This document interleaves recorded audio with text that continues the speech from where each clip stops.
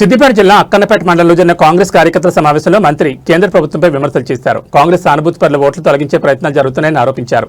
ప్రతి బూత్ కు బిఎల్ఏలను నియమించి ఓటర్ సవరణలో జాగ్రత్తగా వ్యవహరించాలని సూచించారు. ధాన్యం కొనుగోలు ప్రక్రియను ఆన్లైన్ చేయడం వల్ల రైతులకు ఇబ్బందులు ఉండవని తెలిపారు.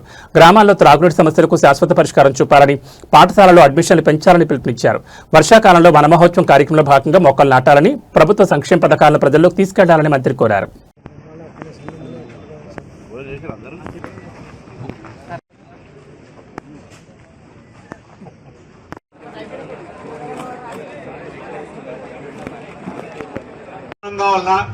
గ్రామ పంచాయతీ భవనాలు ఇప్పుడు రోడ్ల గురించి మోరీల గురించి మిగతా త్రాగునీరు, సాగునీరు, విద్యుత్ ఇటువంటి అంశాల గురించి ఇవ్వండి.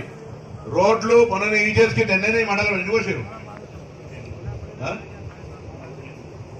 1,80,00,000 రోడ్లు పోసారు మొన్ననే. ఇప్పటి వరకు నేను గవర్నమెంట్ 14 కోట్ల రోడ్డు పోసారు.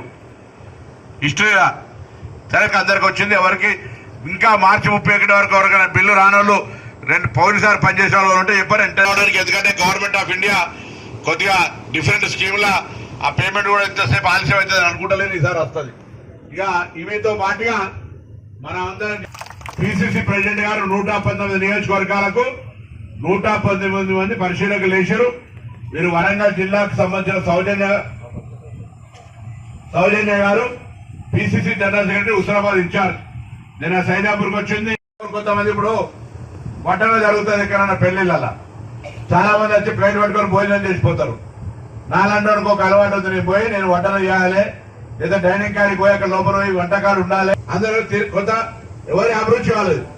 కాబట్టి అట్లా ఈ పనులలో భాగస్వామ్యం కలిగిన వాళ్ళు మాత్రం చేయాలి. ఎంతసేపు రాజకీయమే కాదు, కొత్తగా అందరూ ఎన్నికలు కాబట్టి మరి దయచేసి చల్లగా ఈ ప్రాంతం అంతా ఉండాలంటే ఇటువంటి కార్యక్రమాలన్నీ జరగాలని కోరుకుంటూ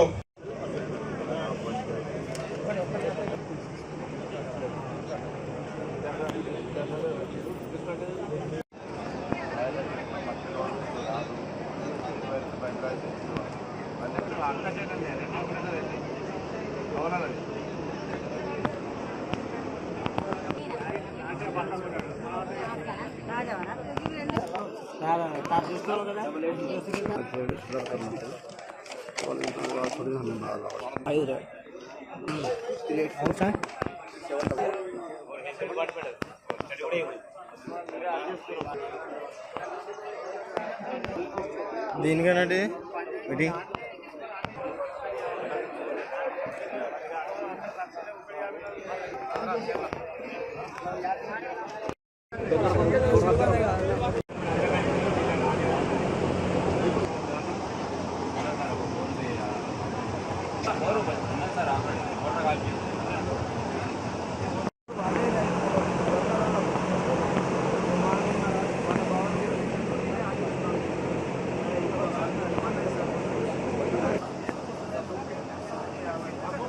తేమ శాతం లేకపోతే కొనుగోలు కేంద్రంలో ఆగిందంటే ఒప్పుకుంటా.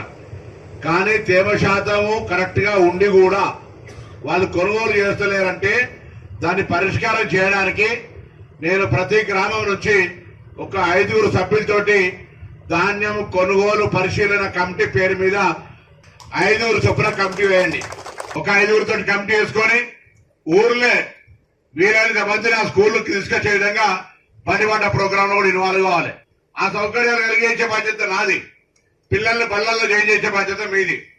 ఆ విధంగా అదొకటి కూడా పనిబాట కార్యక్రమం దయచేసి ఇది కూడా మన బాధ్యత.